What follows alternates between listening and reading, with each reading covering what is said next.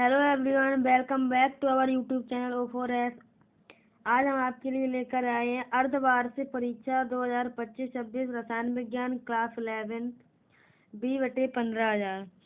सबसे पहले MCQ में देख लीजिए। पहला दे रखा है 1 मोल CO2 में है कार्बन के पर 6.022 इंटू 10⁻23 कार्बन के परमाणु, 6.023 इंटू 10⁻23 ऑक्सीजन के परमाणु। सी दे रखा है 18.1 इंटू 10⁻23 CO2 के परमाणु। डी दे रखा है CO2 के 3 ग्राम अणु। इसका सही आंसर हो जाएगा 6.022 इंटू 10⁻23 कार्बन के परमाणु। नेक्स्ट क्वेश्चन दे रखा है निम्न में से किसमें अयुग्मित इलेक्ट्रॉन नहीं है। Fe2 में अयुग्मित इलेक्ट्रॉन है, Na में भी है, Cu में भी है, Zn में नहीं है। इसका सही आंसर हो जाएगा Zn2+। नेक्स्ट क्वेश्चन दे रखा है निम्न में उभयधर्मी ऑक्साइड है, SnO2। नेक्स्ट क्वेश्चन दे रखा है सहसंयोजक तथा आयनिक बंध दोनों हैं। इसका आंसर आप लोग मुझे कमेंट में बताएंगे। वैसे इसका आंसर हो जाएगा NH4Cl। नेक्स्ट क्वेश्चन दे रखा है CrH2O4Cl+ आयन में Cr की संयोजकता है 3। नेक्स्ट क्वेश्चन दे रखा है संक्रमण तत्व है डी ब्लॉक से। अब इसके बाद आपको 2 नंबर के क्वेश्चन दे रखे हैं। पहला दे रखा है सार्थक अंकों से आप क्या समझते हैं। सार्थक अंक वे अंक होते हैं जो किसी माप की सटीकता और परिशुद्धता को दर्शाते हैं। ये वे सभी ज्ञात अंक हैं, साथ ही प्रथम अनुमानित अंक को भी दर्शाते हैं। उदाहरण के लिए जैसे मान लीजिए आपको दे रखा हो 6.658, तो इसमें 4 सार्थक अंक है 6, 6, 5 और 8। आगे देखते हैं। नेक्स्ट क्वेश्चन दे रखा है द्रव्यमान संख्या तथा परमाणु भार में क्या संबंध है। द्रव्यमान संख्या और परमाणु भार को परमाणु द्रव्यमान भी कहते हैं। इन दोनों में मुख्य संबंध यह है कि द्रव्यमान संख्या परमाणु में प्रोटॉन और न्यूट्रॉन की कुल संख्या है, जबकि परमाणु भार प्रोटॉन और न्यूट्रॉन का भार है। द्रव्यमान संख्या व परमाणु भार संख्यात्मक रूप से समान होते हैं। उसके बाद आपको 3 नंबर क्वेश्चन दे रखा है 2 डी ब्लॉक के तत्वों के नाम तथा सूत्र लिखने हैं। डी ब्लॉक में बहुत सारे तत्व हैं, लेकिन इसमें हमें सिर्फ 2 लिखने हैं। जैसे स्कैंडियम हो गया, इसका सूत्र होता है Sc, और टाइटेनियम होगा जिसका सूत्र होता है Ti। उसके बाद चौथा क्वेश्चन दे रखा है संयोजकता आबंध सिद्धांत का प्रतिपादन किसने किया। तो संयोजकता आबंध सिद्धांत का प्रतिपादन वाल्टर हाइटलर और फ्रिट्ज लंडन ने किया और लिनस पॉलिंग ने इसका विस्तार किया। तीसरे का दे रखा है HNO3 अणु में बंधों की प्रकृति की विवेचना कीजिए। HNO3 यानी कि नाइट्रिक अम्ल अणु में मुख्य रूप से सहसंयोजक बंध होते हैं, जिनमें नाइट्रोजन और O2 यानी कि ऑक्सीजन के बीच एक द्विबंध और 2 एकल बंध होते हैं। नेक्स्ट क्वेश्चन दे रखा है F2 इनवर्स और Cl इनवर्स का इलेक्ट्रॉनिक विन्यास लिखना है। तो इसका इलेक्ट्रॉनिक विन्यास हो जाएगा, इस साइड में देख लीजिए। F2 इनवर्स का हो जाएगा 1s square, 2s square, 2p6, 3s square, 2p6। और यही हो जाएगा आपके Cl इनवर्स का भी, दोनों का सेम रहेगा। उसके बाद दे रखा है HNO3 में N की ऑक्सीकरण संख्या ज्ञात करनी है। ऑक्सीकरण संख्या कैसे ज्ञात करते हैं ये देख लीजिए। ऑक्सीकरण संख्या जैसे H की ऑक्सीकरण संख्या 1 होती है, ये तो सभी को मालूम है, +1 प्लस N यानी कि जिसकी ऑक्सीकरण संख्या निकालनी है, इसमें N की ऑक्सीकरण संख्या निकालनी है तो उसको X ले लेते हैं। जैसे N बराबर X, तो 1 प्लस एक्स हो जाएगा, यहाँ पे H plus N plus O. O की ऑक्सीकरण संख्या होती है -2, और इसमें 3 अणु दे रखे हैं तो N2 में 3 हो जाएगा, यानी कि ये हो जाएगा -6। तो 1 प्लस एक्स प्लस 2 तिया 6, -6 हो जाएगा, यहाँ पे -6 ले लेंगे। अब 6 में से 1 जाएगा, कितना बचेगा 5, तो x इक्वल टू आंसर आ जाएगा 5। यही इसका सही आंसर है। n की ऑक्सीकरण संख्या हो जाएगी 5। नेक्स्ट क्वेश्चन दे रखा है, परमाणु क्रमांक 103 और 107 तत्वों का IUPAC नाम लिखना है। ये हो जाएगा लॉरेंशियम, जिसका सूत्र होता है Lr, और हो जाएगा बोरियम, जिसका सूत्र होता है Bh। उसके बाद दे रखा है कि 100 ग्राम कॉपर सल्फेट CuSO4 जो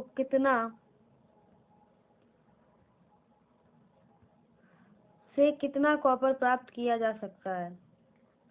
ये क्वेश्चन है, ये देखिए कैसे सॉल्व होगा।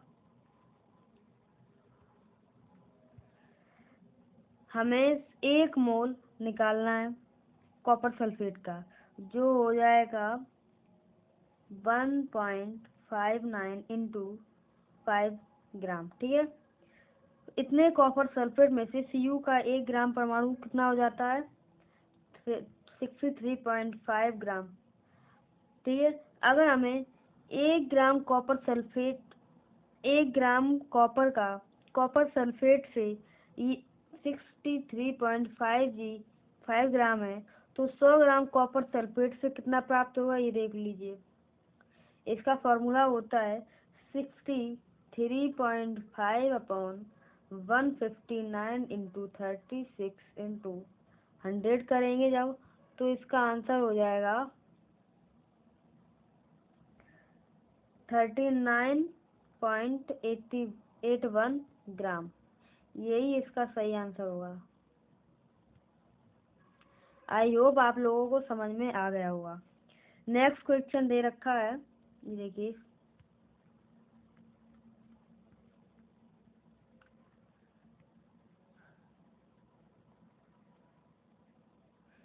कि खा नंबर दे रखा है, पहले कौन सा कक्षक भरेगा, 4F या 5D, समझाना है। ये कैसे होता है, इसमें आपको समझाना है तो आपको थोड़ी सी डेफिनेशन लिखनी होगी।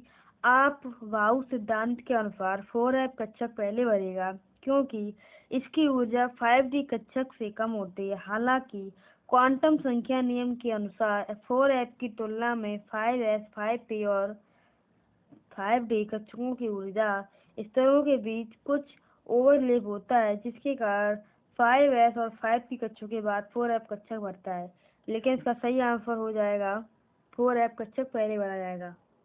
नेक्स्ट दे रखा है, वैद्युत संयोजी यौगिकों के लक्षण लिखिए।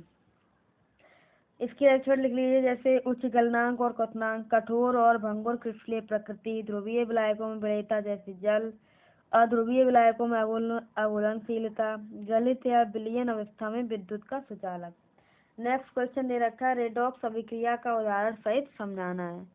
रेडॉक्स अभिक्रिया क्या होता है, जब ऑक्सीडेशन यानी कि ऑक्सीकरण और अपचयन दोनों एक साथ होती हैं तो उसे रेडॉक्स अभिक्रिया कहते हैं। उदाहरण बताना इसमें, जैसे उदाहरण हो जाएगा Zn सॉलिड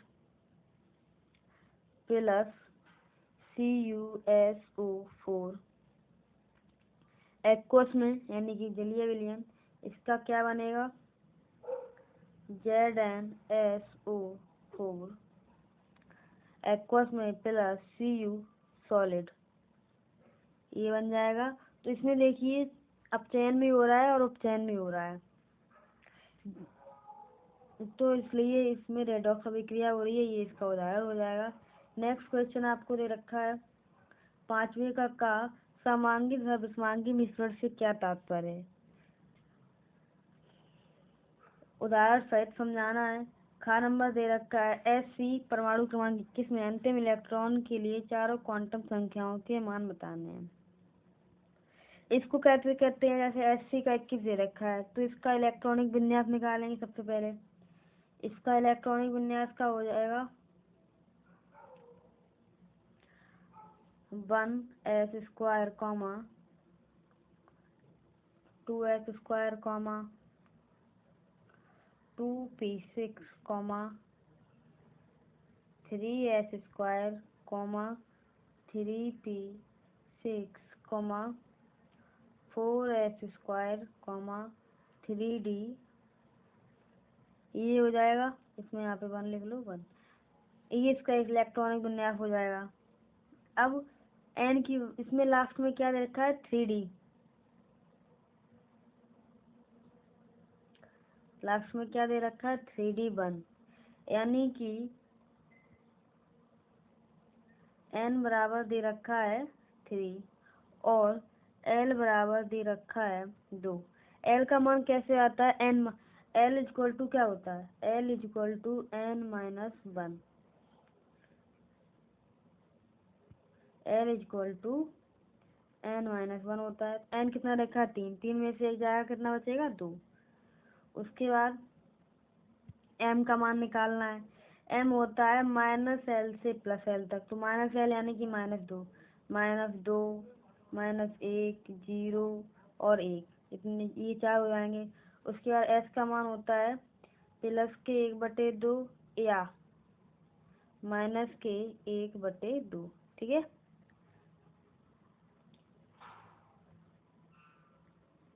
नेक्स्ट क्वेश्चन आपको क्या दे रखा है, निम्नलिखित अभिक्रिया एक अपौपचय अभिक्रिया है, समझाइए। अपौपचय अभिक्रिया को इंग्लिश में रेडॉक्स अभिक्रिया कहते हैं, इसे आपको समझाना है। नेक्स्ट दे रखा है, निम्न में टिप्पणी कीजिए, आयनन विभव क्या होता है और विद्युत ऋणात्मकता क्या होती है, इसके बारे में बताना है। आयनन विभव किसी परमाणु से एक इलेक्ट्रॉन निकालने के लिए आवश्यक ऊर्जा है। ये वह ऊर्जा है जो किसी गैसीय अवस्था में उपस्थित उदासीन परमाणु को सबसे बाहरी इलेक्ट्रॉन को निकालने के लिए आवश्यक होती है, ताकि उसे धनायन किया जा सके। और विद्युत ऋणात्मकता क्या होता है, ये किसी अणु को सहसंयोजक बंध द्वारा साझा किए गए इलेक्ट्रॉन को अपनी ओर आकर्षित करने की किसी परमाणु के सापेक्ष होता है। नेक्स्ट 6 का दे रखा है, निम्नलिखित अणुओं की आवृत्ति व्याख्या BSE पर सिद्धांत अनुरूप बताना है। यह अफबाउ सिद्धांत क्या है, अफबाउ सिद्धांत के बारे में आपको बता दिया जाएगा। अफबाउ सिद्धांत के पूरे टॉपिक के ऊपर एक अलग से वीडियो बनाई गई है, आप उसे देख सकते हैं।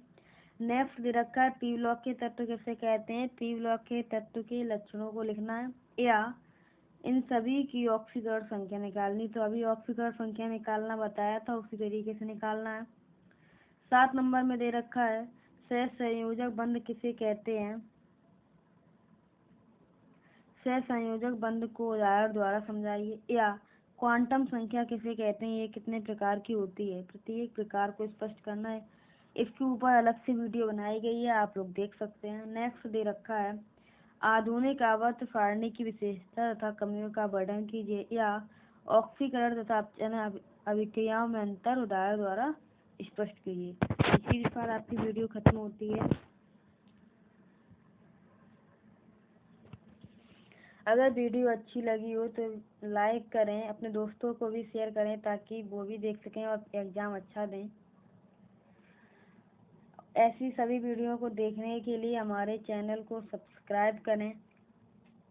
अगर आपको कोई भी डाउट आता है तो कमेंट में बता सकते हैं। वीडियो देखने के लिए धन्यवाद।